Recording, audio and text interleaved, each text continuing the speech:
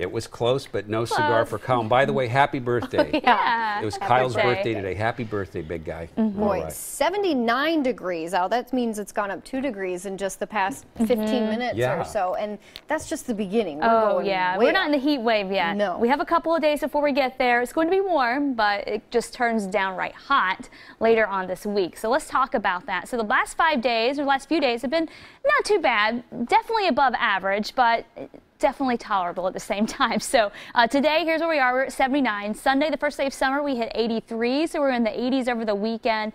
Thursday, we're in the 80s. So we're pretty accustomed to this at this point in time. Take a look at the next 5 days. So the heat wave really starts to get going on Thursday.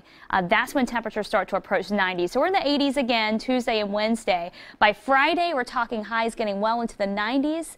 And then by Saturday, we're talking triple-digit heat, and the heat wave doesn't stop there. It's going to continue all the way into much of next week as well. So definitely something to prepare for because it is going to be really hot during the daytime, and even at night, those lows will struggle to get down low enough to keep the house cool. 79 degrees right now, winds coming in from the northwest at 7. So right now it just feels awesome out, and temperatures will be very, very comfortable this evening too. 70s through 7 p.m., 70 at 9 p.m., and then we're in the 60s as we head towards the 11 o'clock hour. So if you have any late night plans tonight, it may get a little bit chilly to you after the sun goes down. You may want to have a light jacket on standby. Same thing for first thing in the morning, but we'll warm up very quickly again. And as far as the rain is concerned, we continue to be in this drought situation. We continue to not have any rain in the metro area consecutively for 18 days now, and it doesn't look like we're going to get any anytime soon. You can see the weather pattern very quiet across most of the Pacific Northwest.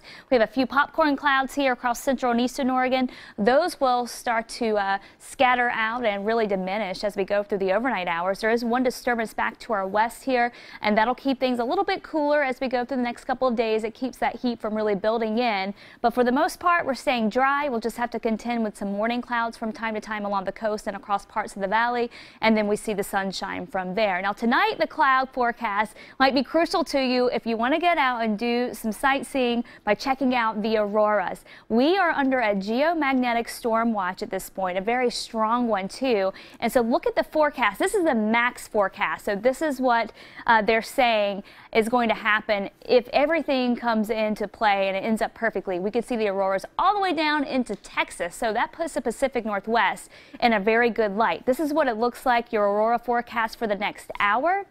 And that goes down into parts of Oregon. Obviously, we can't see it right now, so we'll keep a close eye on this as we go through the overnight hours. But again, we're going to have a couple of days to see those northern lights as that solar storm continues, and it looks like we'll have a really good chance at it here. So make sure you get away from the city lights if you want to go see it. Hopefully you're a night owl because you'll have to stay up fairly late for it to get completely dark around here.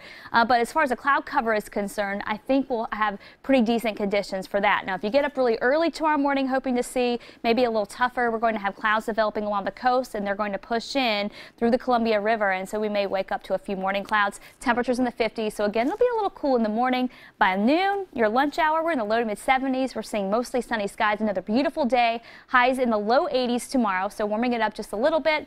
Fast forward to Wednesday morning, we wake up to temperatures in the upper 50s. Another cool start.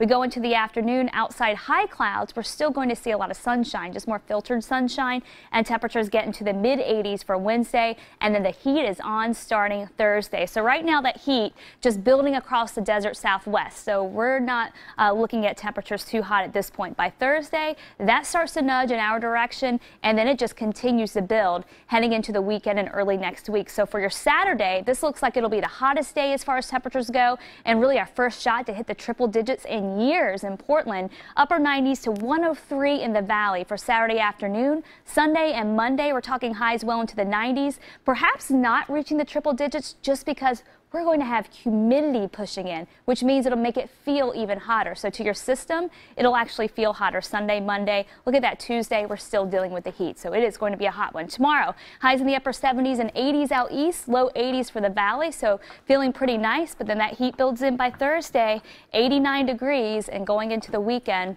we start to see the triple digits Saturday, and don't forget it'll be humid. Look at those lows, upper 60s.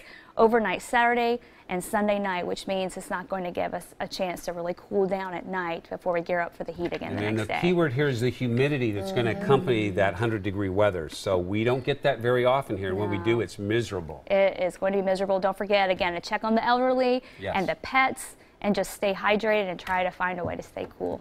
Yeah. Thanks, Kristen. Hey.